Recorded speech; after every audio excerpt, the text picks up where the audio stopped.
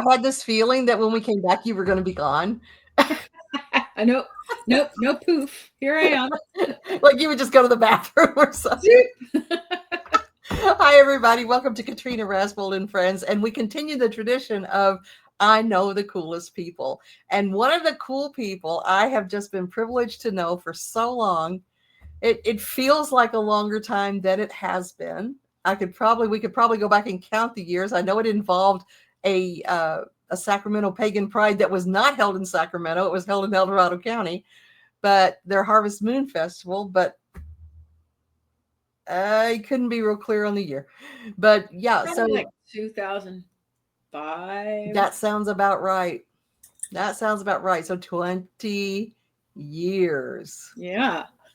This is author and garden variety pagan, Debra DeAngelo, and she's going to tell you a little bit about herself.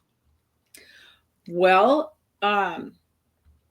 as Katrina said, I call myself a garden variety pagan, and I'm discovering that only people of a certain age even know what that means, because back in the day, we could buy our canned vegetables fancy or garden variety, and I'm not fancy. So I'm the garden variety type. And I went with that term because I like to keep things down to earth, keep things simple, keep things accessible to everyone.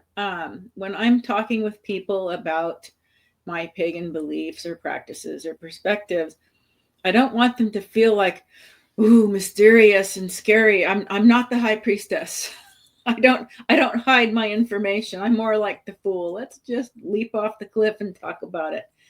And I want people to feel comfortable with their practice. I want people to feel like when they talk to me, they come away with something that they say, I can use that in my life and feel genuine and feel like this is an enhancement, not a complete upheaval. Some people might want an upheaval, and it could be, but it doesn't have to be. But I generally refer to myself as pagan rather than witch, mainly because witch implies that we're doing a lot of practices and things and stuff going on. And frankly, I am just too lazy to be doing that stuff all the time.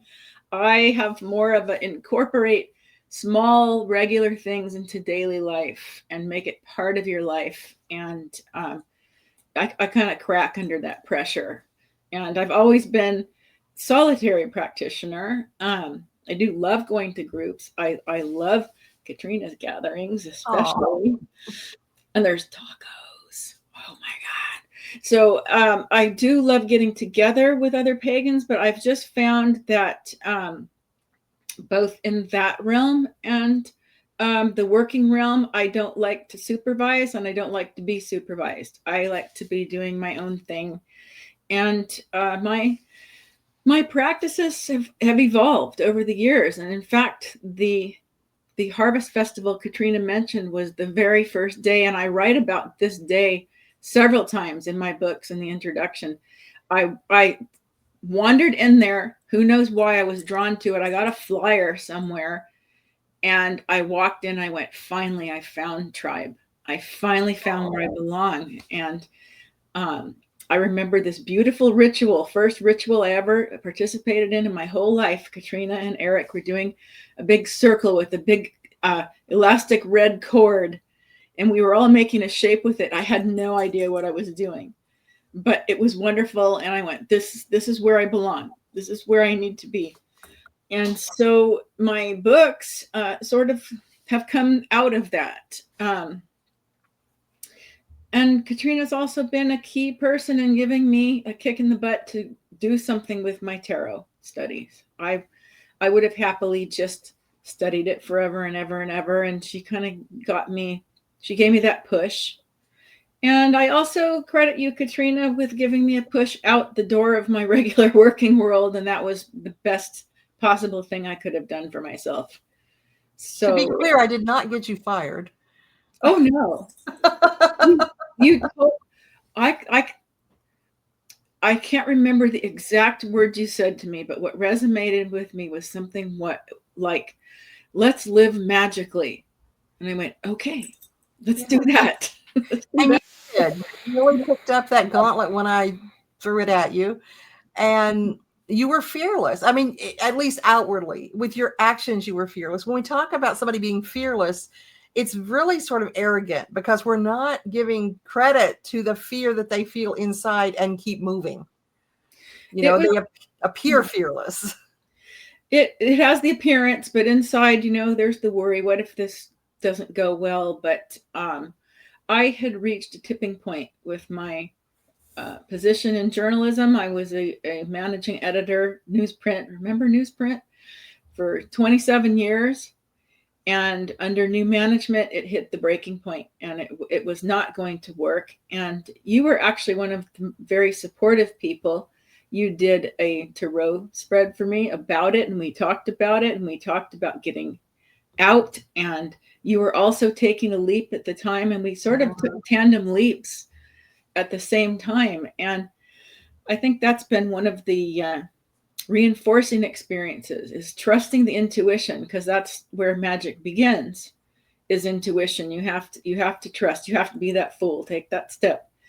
And it's interesting how you've been present at so many key points in my path. We've both had, we tend to connect at very pivotal times. And just, it's almost like having a witness.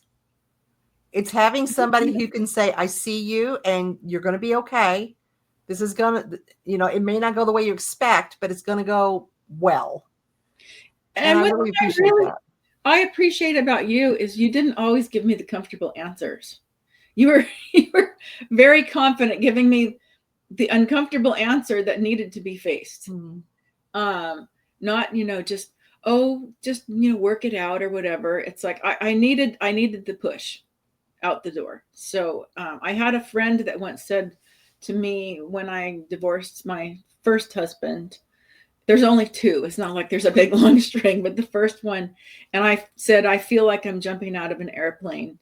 And she said, just jump. You'll either fly or you'll land on your feet. And that was all it took. So there've been a lot of points in my life where I didn't know logically if this was a good thing, but I found myself doing it anyway. And those experiences have all turned out positive. So anyway, that's a little bit about me. And yes, I'm you mentioned an author. I do have 3 books out. Pagan Curious. Here it is. It's a beginner's guide to nature, magic, and spirituality, and it is meant to be a super beginner guide. It's pagan preschool. It's for those people who walk into a beautiful occult shop and go, I don't know what all this stuff is, but I'm so curious. I want to buy it all for some reason. I want to buy it all. I don't know why. That's what this book is about. I also have one called The Elements of Horse Spirit, which is about the relationship between humans and horses historically and magically, and Sacred Massage, which I wrote during the pandemic when there are people, I'm also a massage therapist.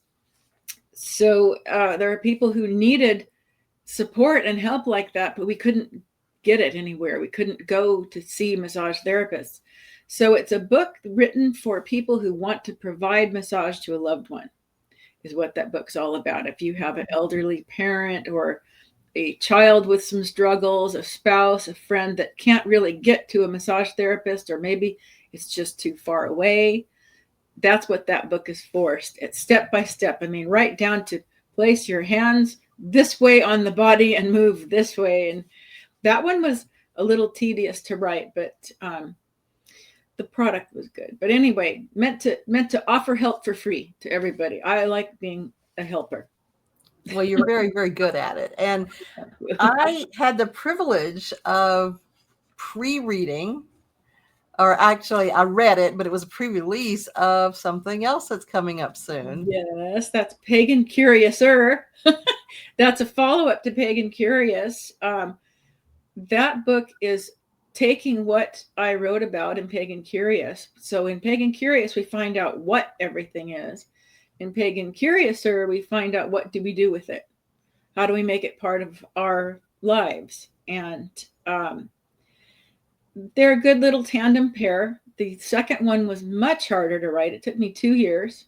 So, well, to be fair, those years were tough for you. Oh, I had horrific years. Horrific years. The week after I got the contract and was set to start writing, my heart horse, Penn, who I feature in my horse book, had to be put down. And then my little familiar, my kitty, had to be put down. And then my best friend from high school lost her daughter. And it was just a boom, boom, boom, boom of tragedy, tragedy, tragedy. And I just shut down. And that book was hard to write because I didn't really have a vision for it at that point. I was just stuck.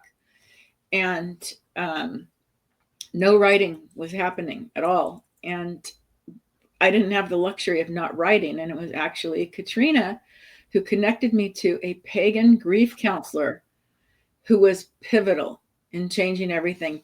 Right about the same time, Hecate waltzes into my life when I'm down in the darkest pit I've ever been in. And also during that time, came down with a whopping case of RSV and had a big family blow up. So nobody speaking, permanent damage, just I was caught in that nuclear blast radius. And then in walks Hecate. Okay, you're going to dry your tears. You're going to get up and you're going to walk. Like, no, I don't want to. Nope, you're going to do it on your feet. Snip, snap. And this relationship with her really developed at this time, tandem with finding a pagan grief counselor. And having that available to me was just invaluable, because you can't tell a regular counselor, well, I want to maybe do a tarot spread on this, or I need to do a ritual. And they just look at you, are like, what? Are you nuts? Do you need medication? But a pagan grief counselor, she actually suggested things. We spoke the same language, and what a relief that was. And so, likewise, when I write my books, I want people to feel like, oh, here's somebody speaking my language, that I may not know everything about this, and I'm not ready to be a high priestess in a coven. I just want to know what to do with this crystal. I just want to know what to do on Samhain. So that's I feel like I'm the Walmart greeter to the pagan community, little blue vest. But that's I think my best role is welcoming people who are feeling tentative or unsure, and saying it's going to be fine. It's going to be safe. It's going to be gentle. And I think some books are just too big of a step for people who have no background in pagan experience. To pick up a book on witchcraft is just, oh, I don't know. Witchcraft sounds really scary. That it's too high of a step. So I've given the intermediate step. You can step up to here. I'll show you what some of those things are. So it's not so scary, and you'll discover that probably everything you believed about witchcraft is inaccurate. So there was a time. I'm sorry, I didn't mean to interrupt you. Go ahead. There was a time back in, I'm going to put it at the mid 80s to the late 80s, that all of us who called ourselves witches walked around with a copy of The Truth About Witchcraft Today by Scott Cunningham.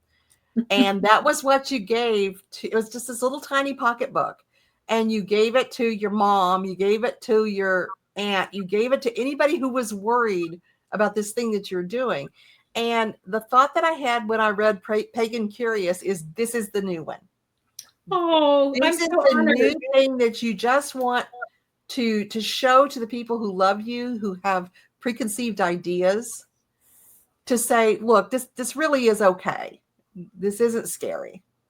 That is a huge honor to me, because one of my first books was Solitary Witchcraft by Scott Cunningham. We had Raymond Buckland's book in that days on solitary witchcraft, and To Ride a Silver Broomstick. Yep. That was my triad of books that got me going. But I'm super honored that you would make that connection. Oh, absolutely. And you mentioned the pagan grief counselor. That's Nicole Parker Adams. And she's lined up for an interview a few down the way. So we'll be hearing from her pretty She soon as is, well. I give her 5 gold stars and 2 thumbs up. She was transformative in getting me moving with my grief. The thing about grief is it's not like you get over it.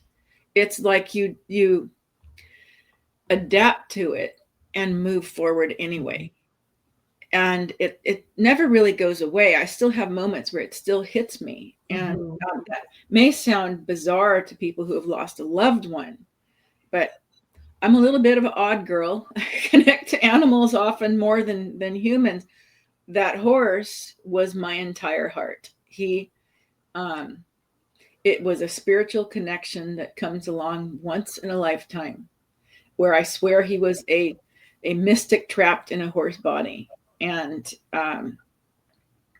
that one just knocked me out. And Nicole helped me with that. And it's like, no, you're not ever going to get over it. And I've said before about grief, it's like getting a leg chopped off. The leg doesn't grow back. The pain will stop, but you have to learn now how to walk that way and still keep going. And grief's a motherfucker. It is.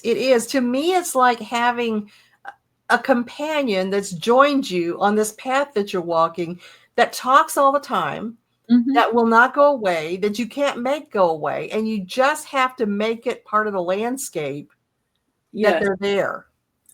Yes. And so if people are thinking about watching Nicole, definitely watch. And what I loved about her is she had been through it herself. She knew what this journey was all about. And she didn't belittle me that this wasn't a human grief, because some people just really can't wrap their brains around that. But I'm sorry that happened to you. Yeah, thank you so much. It's a terrible thing to feel when someone minimizes the grief. It is. And I know logically losing a person is vastly worse. But for me, how it hit me at that moment in time was just too many things. The cat sat next to me through every book I wrote. Every one, she'd curl right up and she'd be involved. Every time I did a tarot group, she'd be up on the chair looking. She was a true familiar.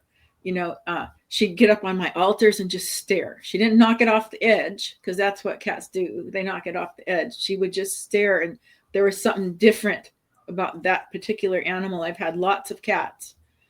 That one was special. So that's something interesting when you become open to magical energy, of recognizing when this thing is qualitatively different. And when you do magical work and it works, you recognize this is the thing that I did, and this is what worked. And in my second book, I likened it to when you haven't had magical experiences. It's like never having had an orgasm, and then you have one, and it's like, oh, okay, that was different. Now I believe. No wonder they talk about this so much. It's really good. Yeah. So, but magic is sort of like that, when you have that breakthrough moment and it works. And that was something a little frustrating in my second book. I wrote something like 150,000 words. It needed to be 80,000. There was a lot of cutting, and a lot of what I cut was I decided to share 5 very personal spells in detail, and they were difficult spells. They weren't the I want more money spell and I want a new home spell. They were difficult topics, like when your relationship hits the rocks. So during that time we crashed, and rather than doing a spell about fixing relationship or whatever, I turned it all back on myself. I need something to repair my own heart and feelings. And I'm very much a believer in, you don't do magic on other people. You do it on yourself. You improve yourself. And that one was hard to write. And another one where a person who'd had a mental breakdown had become threatening. And another one dealing with grief. So I chose the really hard ones. And it all got cut out. Is that going to be another book, maybe? I'm not sure. the actual spells are there, but not the stories.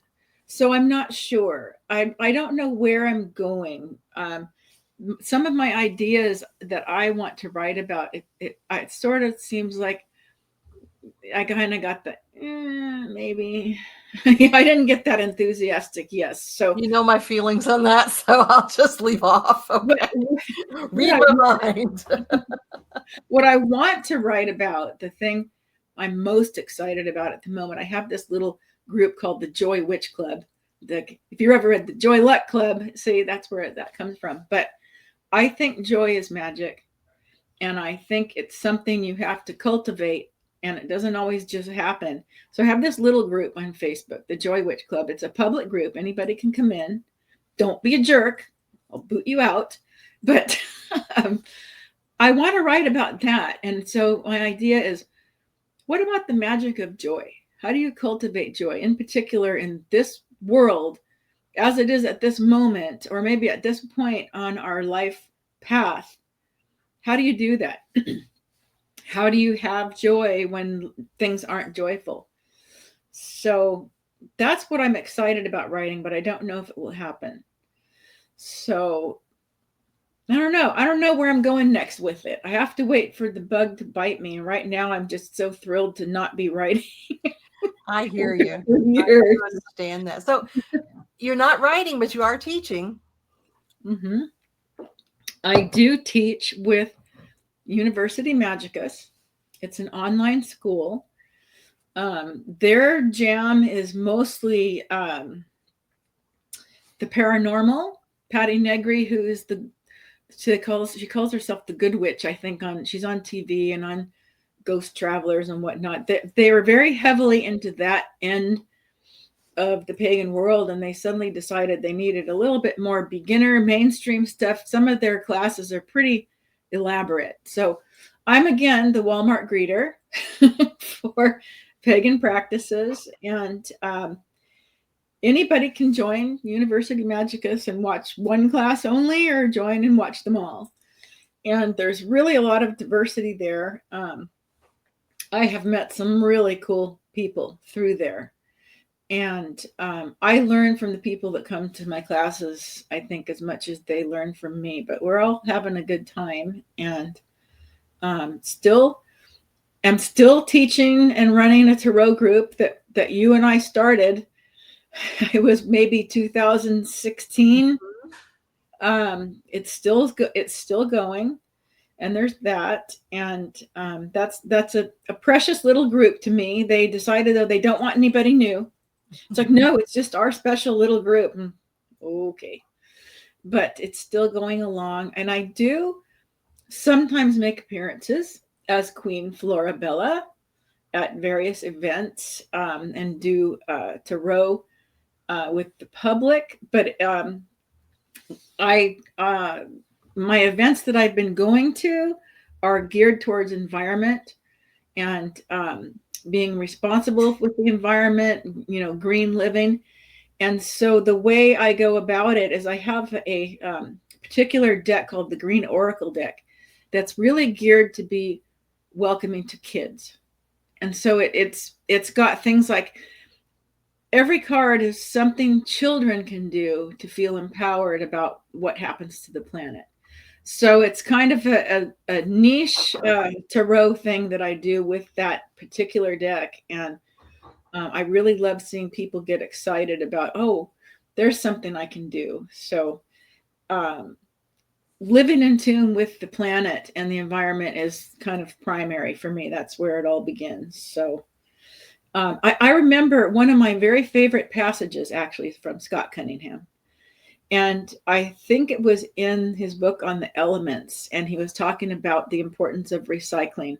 And he said something to the effect of, if you don't understand why recycling is important, put the book down and go back to the beginning and start over. And it was so simple, but taking responsibility for your impact on the environment, even if it's small, even if it's little, I think is the real groundwork of pagan living, that being in tune with nature and doing what we can to protect it. So I talked myself right into a corner. No, you did just fine. So for those of you who want to know about things like the Joy Witch Club and like University Magica, we're going to be putting the links to those in the description. So you'll be able to just be a click away from all of these wonderful things that Deborah's talking about. And except for the tarot group, you can't get into that. No, the girls won't allow it. But I am available to do tarot. I've done tarot on Zoom. It is possible. It's a little tricky, but it's possible. So there's that. Awesome. So part of what we do with the interview is we move through a list of 8 questions, and you can skip over any you don't want to do, or you can keep it as short or as long as you want to. And the first one I stole directly from Stephen Colbert, and that is, what do you think happens to you when you die? I find this question really interesting because it's one of the key concepts that drew me to the pagan world. And it happened at the very same pagan festival where I met you all those years ago. But I walked into this booth of so-called witches, but they just look like fancy old ladies in flowy dresses to me. Pretty much. Yeah. But somehow we got on the topic of death. And in my former Christian background, I was once a Sunday school teacher. That was a weird side trip because I grew up agnostic and kind of fell into it. And so that went out with the divorce. But death is one of those wedges that they use in the church to keep you in line. The fear of what happens keeps you in line. And I don't do fear very well. It really does a number on me. And what she said was, and this is what I believe, we're all part of a great sea of energy, an ocean of energy. And the waves roll in, and when we see that foam on the beach, that's our life. That's our little life in this iteration. And we see the foam for what's barely a second, and then it rolls back into the sea. And then it circulates, and it rolls back up farther down the beach in another roll of foam.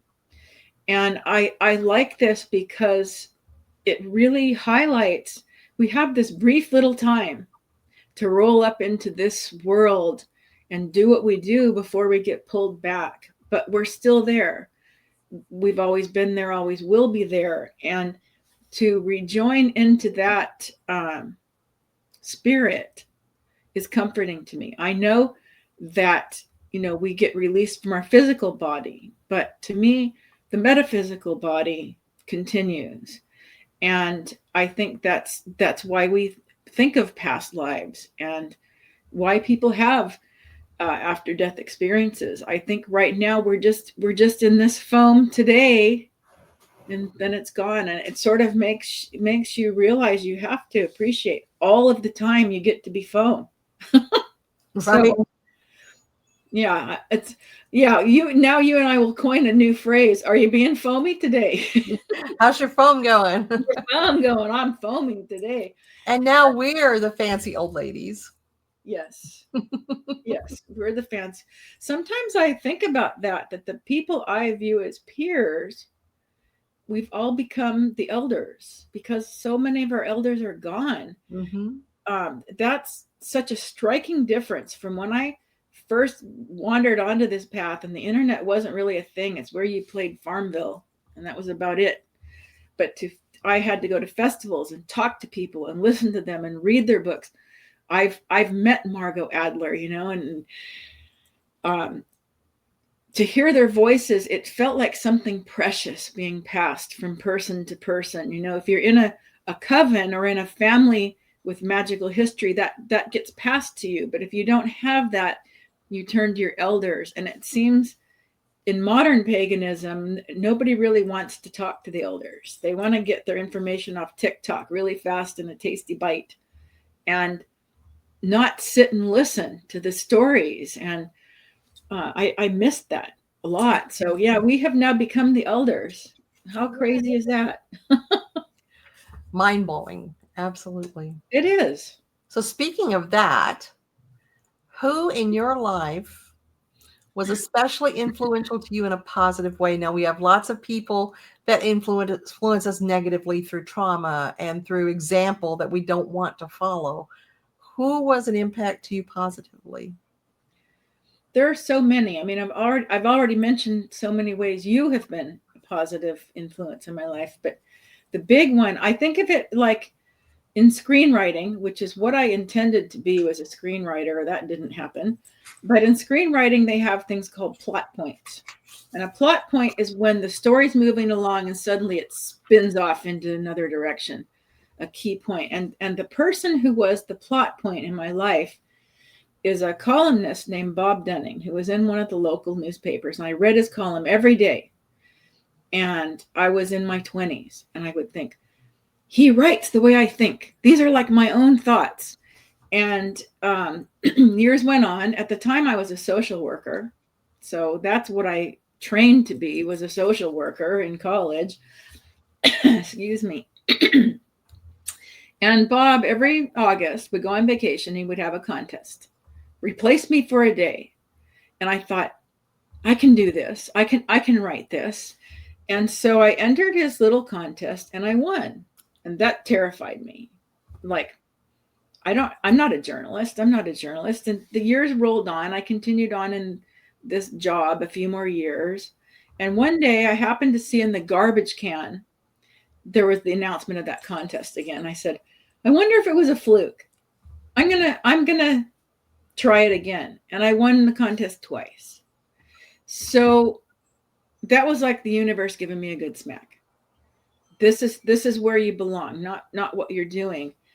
And just like we talked about me leaping out before, I had this really great job with the county and the social services department, and I would be retired with a fat pension right now, but I wouldn't have everything else if I had taken the safe path. I leaped out of that job, took a job at the local newspaper for about half of what I was making, but it was that gut level thing.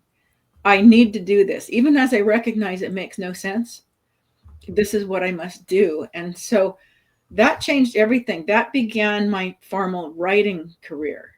And it was the hard knocks life, learning that on the job. I had no background in journalism at all. So years and years went on, and it ended up that I was good at it. And I won a lot of awards, national and state. The thing is, though, see, now I'll segue into the other plot point. I had crafted my persona as Kitty has claws and she will use them and the words will bleed. They'll make you bleed. I was controversial and aggressive, and that was my thing. Sort of like Molly Ivins, who was my ultimate idol, but sharper. And I decided when I left journalism at about that point, is that what I really wanted to be? And I turned to Silver Ravenwolf, who I've always loved. And I thought, what did I love? Like, I thought about which pagans do I have the most respect for? I thought of Selena Fox was one. Why? She welcomes everyone. She's kind to everyone, always, consistently. Silver is the same way. Her books are welcoming. They don't put you off. They don't scare you away. They say, come on in, as you are, and just join in. And I went, I think I want that, because at this point in life, I was 60 when I left my other job. And by the time you hit 60, you do start to lose friends and family. And you start to realize that, wow, whatever we leave behind is all we have left. Do I want to be remembered as that Hellcat from the newspaper? Or do I want to be remembered as someone that tried to lift people up, to make them feel accepted? Wherever you're at, however you look, whatever you believe, you will find acceptance, because that, it seems to be missing in the world. Everything's so polarized and us versus them. And I wanted that energy. So Silver helped me redefine myself. And I still slip. There's stuff that happens in the news that I can't help but coming out with class full out, I slip and then I back up and go, remember, you're trying to turn another corner. So she was also a very important influence. Wonderful choices. When you just from our talk so far, it's obvious, you've done so many things. You have followed your heart, followed your spirit. You've made difficult choices that could have really gone sideways. What are the things when you look back on from today back, what makes you feel the most proud?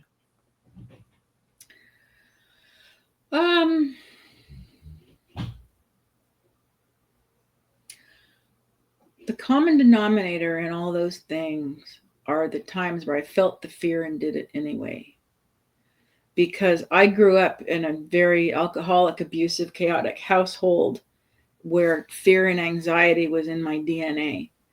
And in my 20s, I was really incapacitated by it.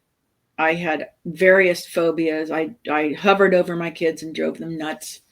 And it took me till my 30s to say, yes, I understand, I'm afraid, and I'm going to continue and I'm going to push through.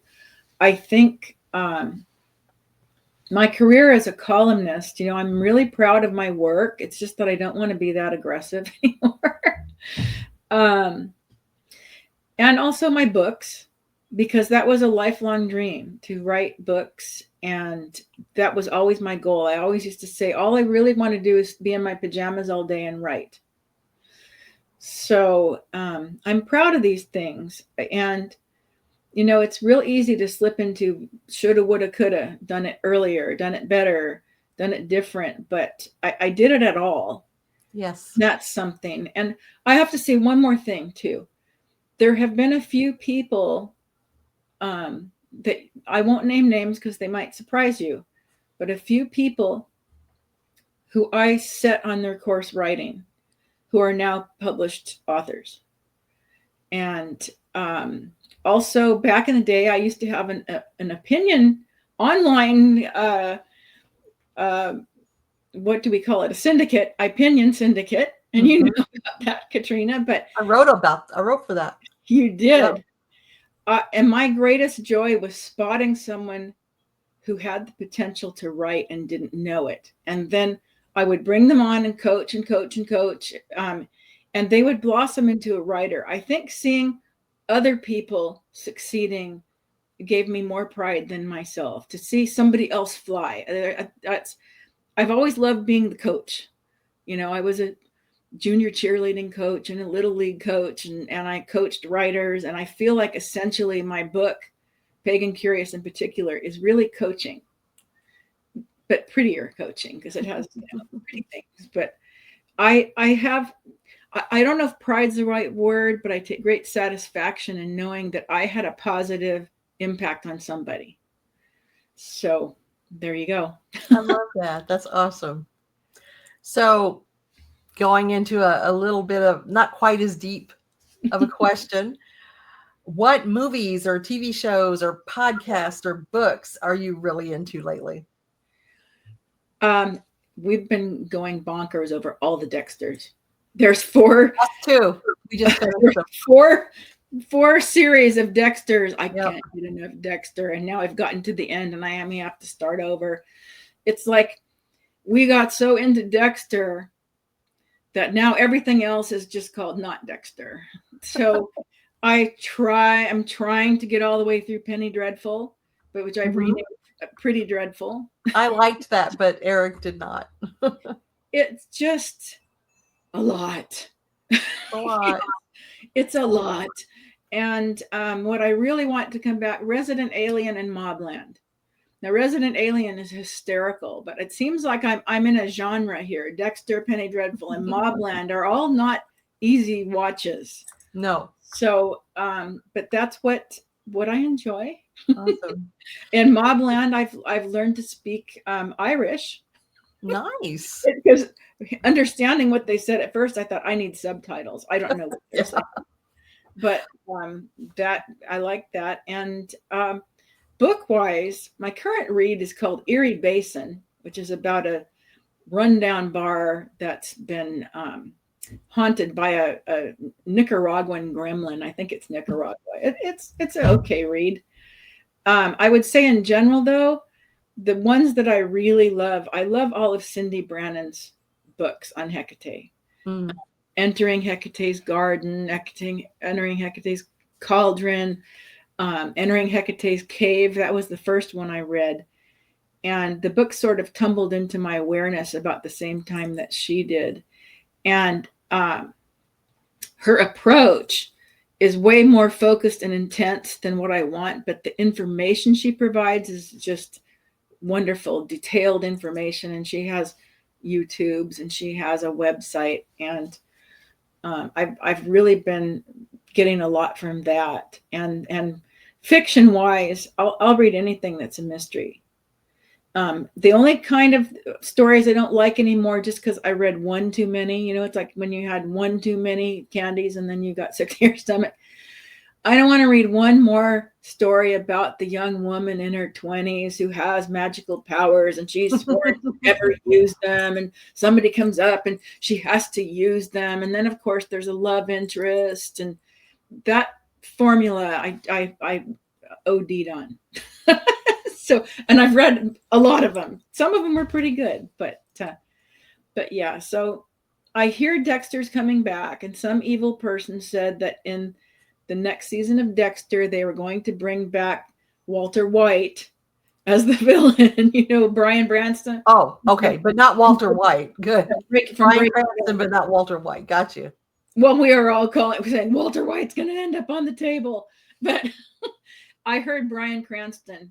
And I don't know if that's true, but I went, oh my God, that's because I love Breaking Bad. That would be the ultimate. That would be intense. Yeah, I shouldn't get off on the Dexter topic too much because I won't have the willpower to bring us back out of those weeds. Well, Eric and I had never watched Twin Peaks. So that's our thing that we're doing right now, is getting through that. But we did just finish up the Dexters. And we also watched like back to back all 12 seasons of Shameless. He didn't care for that one very much either, but he kept watching it. But I liked it. But yeah, that's our thing, is when we eat dinner, we don't really sit at the table. We have one of those couches with the table that folds down in the middle. And we just sit there, and that's our night. We'll spend, 3-5 hours just sitting there watching TV together. And that's our chill time. Yeah, I like it when I find something that I can get my husband into, because he's Mikey. He hates most everything, but he likes those shows, Dexter's and Mobland and Resident Alien. If you haven't seen Resident Alien, oh my God. It wasn't my thing. I watched the first, I think, 2 seasons. And for some reason, the third season started just not hitting me right for some reason. So I let that one go. We watched Tulsa King. That's our mob. No, I let that one go. It's good. We like it. I didn't like Sylvester Stallone being the bad guy. He's not. He's an anti-hero. Yeah. Okay. Well, so maybe I need to watch further in. I only made it through 5 or 6 episodes. But I mean, it's just trashy, but we like it. But that's what we need in the world right now. Trashy, snacky TV, a big bag of Doritos, That's what it is. Dexter, every episode of Dexter is another big bag of Doritos. True story. True story. And Michael C. Hall is very easy to look at. Well, we knew him from 6 Feet Under. That was the first meeting there. And so then we went on to Dexter just because it was him. And my son Joe had really recommended it. So, yeah, we've gotten through all of them and looking forward to the next season. He has a new series on Netflix, limited series called Safe. Okay. But again, it takes the British apparently a really long time, for American sensibilities to get to the point. There's a lot of pensive stares, and there's a lot of walking and following, and it's like, come on, get on with it. We're Americans. We don't have time for this. But I couldn't buy him as British. I think that would be off-putting for me. Just like I don't buy Hugh Laurie as British when he's absolutely the most British that there is.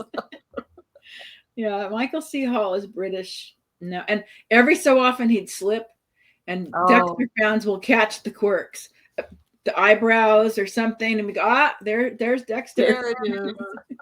So anyway, yeah, see, I got on to Dexter again. That's okay. Stop it. Is there anything other than the books that we've mentioned, which will have links in the bottom, and the groups that we've mentioned, and Dexter, that you would like to promote? Um, I think you hit all the main points. I do have a website, and I do have a Substack, and I'm still trying to work out what's going where. I'm trying to keep my website focused on my pagan things, my book things, keep it focused on that. And the Substack is a little bit more scattered. Mm-hmm. It's a little bit columnist, it's a little bit pagan, it's a little this or that. And in fact, my editor, last time I pitched a book on a different topic, she says, you're sort of all over the place. Why? That's how Pagan Curiouser was born. She said, pick one and stay in that lane for a while. But being sort of all over the place is sort of who I am. You know, I've sort of don't want to be defined and be in a pigeon. I want to be like, you remember Bugs Bunny when he was the one-man band? Mm-hmm. I want to be that, the piccolo and the drums, and you know. Yeah. So the Substack is still, I'm not charging for subscriptions because I don't know what it is yet. It's still in its infancy. That's how I got pigeonholed, was just being pushed to, no, we're doing this. You are our this person. Yeah. And I didn't like that because I knew so much more and wanted to share so much more. And by the way, my goodness, how prolific you've been with your writing, with the Substack posts. And some of the more personal ones are so raw and touching, and they resonate with me so much because, you know, I also have struggled with living inside this body that wants to be larger than I think it should be. And aging and this and that. And it just, everyone you've written has resonated with me. Well, thank you. And I love them if they're on witchcraft or if they're on Body of a Goddess, I think you call it. Yeah. Your Venus of Willendorf, in fact, is the goddess. you have always been a natural born writer. When you joined iPinion, it's like there was nothing ever to edit. You've got that. That's nice. You are the real deal. Well, thank you. The Substack for me, especially the Body of the Goddess one, I had spent years, decades, not even years, decades, writing about the weight loss struggle. Okay, now I'm writing about intermittent fasting. Now I'm writing about Atkins. Now I'm writing about, you know, this and that. It's just back and forth. And I'm trying so hard. And here, look, I've lost 11 pounds. I'm so excited. Oh gosh, I'm sorry, I fell off again. And I've got to be public about that. I just got so tired of that, riding that train, that I thought, you know what I'm going to write? I'm going to write about what it's like to be fat and what fat people think about and wonder about and deal with. And what is it like to be old and have to manage all of these different changes that occur with aging? And not about, oh, you should lose weight or you should do this or you should just be body positive, or you shouldn't just be anything. You should be yourself. And that's what I wanted to be. I wanted to be very authentic and just, this is what it's like to be old and fat, the end. So that's what I try to do. I think the hardest part of aging that I've struggled with back in the day, you know, I was a pretty hot little number. You were feisty. I was, and now I'm this. And I think if you get the privilege of growing old at all, I've already outlived my mother by 10 years. So it's, every day is precious. But what's weird to me is when you physically look a certain way, you're judged a certain way. And like when you are over 60, I think you literally become invisible to anyone. Right. You're just an apparition that it's like, shake it off. That ugly thing isn't there. But it's so weird. It's like, don't you all realize if you're lucky, you will also get older. So there's a real disconnect. And there's example, you go into a doctor's office and you're talking with a brand new medical assistant and they talk to you like you're a baby, like you're a child. Like, do you understand? It's like, oofa, being treated like you're stupid, being treated like you can't catch on. Just the judginess is really bizarre to me. I let myself go silver, like mid 50s. Silver hair is like the instant line of demarcation where people think that you're sharp and people think that you're not. So I'm trying to prove them wrong, but it's really bizarre to go silver and just become your natural self. Yeah, so I appreciate your writing. And by the way, I have had a little success lately using mushroom coffee, but I make it myself because I'm not drinking that instant crap. But what I felt over time is less bloating inside of my torso. Interesting. And also, because I don't use sugar in the coffee, stable blood sugar. So you mentioned intermittent fasting. So I'm trying to do that. And when I get hungry, I tell myself, that's not hunger, that's calories being burned. And then the other thing currently motivating me is I have a new horse. I just got him. He's a little itty bitty horse. He's literally a foot shorter and 500 pounds smaller than my big horse. Little tiny guy.